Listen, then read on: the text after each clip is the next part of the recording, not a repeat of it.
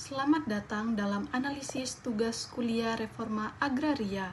Perkenalkan, saya Novrianti Tudang dari Fakultas Ilmu Sosial dan Ilmu Politik, Prodi Pembangunan Sosial, dengan NIM 2302036070. Pada kesempatan ini, saya akan membedah salah satu konflik agraria yang paling mendesak di Indonesia, yaitu sengketa tanah masyarakat Melayu tua di 16 Kampung Tua, Pulau Rempang, Batam, melawan proyek strategis nasional Rempang Eco City. Dalam video ini akan menganalisis kronologi, aktor kunci, dampak, serta solusi fundamental untuk mengakhiri krisis keadilan antara investasi dan hak adat di Rempang.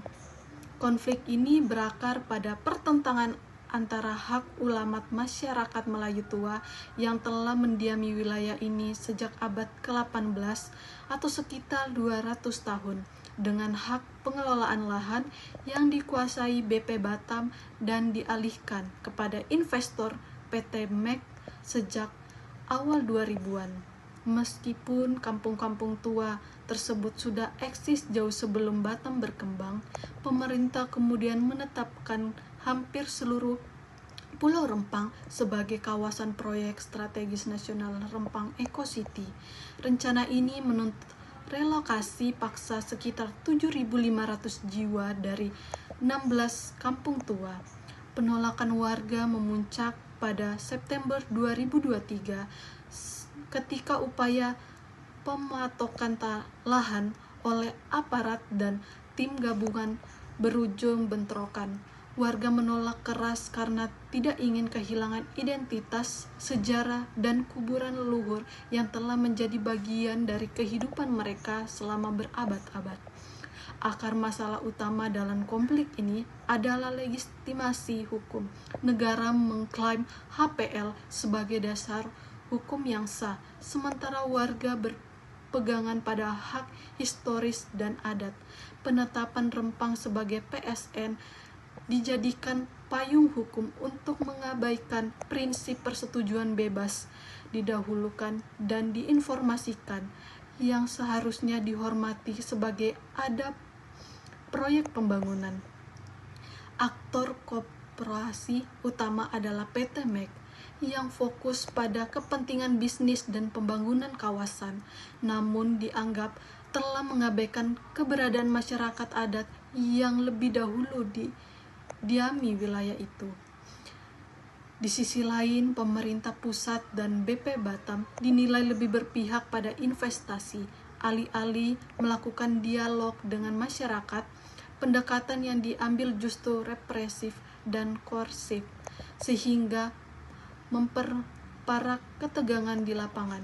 Bahkan beberapa warga yang berusaha mempertahankan tanahnya menjadi korban kriminalisasi, menambah panjang daftar ketidakadilan dalam penyelesaian konflik agraria di Indonesia.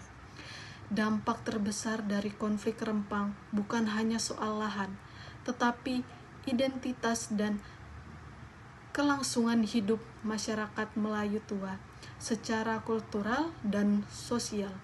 Mereka terancam kehilangan sejarah 200 tahun yang terikat dengan tanah, rumah, dan kuburan leluhur. Secara ekonomi, mayoritas masyarakat yang bekerja sebagai nelayan akan kehilangan akses ke laut dan wilayah tangkap ikan mereka. Relokasi ke darat dan lokasi baru akan memutus mata pencarian tradisional dan merusak tatanan sosial yang sudah terbentuk. Sementara secara psikologis, ribuan warga, termasuk anak-anak dan lansia, mengalami trauma akibat intimidasi, kekerasan, serta ketidakpastian masa depan mereka. Untuk solusi jangka pendek, masyarakat menolak tawaran kompensasi seperti rumah tipe 45 dan uang tunggu karena dianggap tidak sebanding dengan nilai sejarah dan ikatan emosional mereka terhadap tanah adat. Warga menuntut penghentian relokasi paksa dan dialog setara dengan pemerintah. Sedangkan solusi struktural dalam konteks reforma agraria adalah pengakuan di wilayah adat. Pemerintah harus mengecualikan 16 kampung tua dari wilayah HPL dan proyek PSM, serta memberikan kepastian hukum atas wilayah adat masyarakat Melayu tua sebagai semangat putusan Mahkamah Konstitusi nomor 35 tahun 2012. Sebagai penutup, kasus Rempang menjadi ujian integritas bagi janji negara dalam melaksanakan reforma agraria dan menegakkan keadilan sosial. Mengakui hak masyarakat adat bukan hanya soal tanah, tetapi juga soal martabat, sejarah, dan keadilan rakyat. Kegagalan menyelesaikan konflik Rempang secara adil akan terus menghantui arah pembangunan nasional di masa depan. Sekian video dari saya. Terima kasih.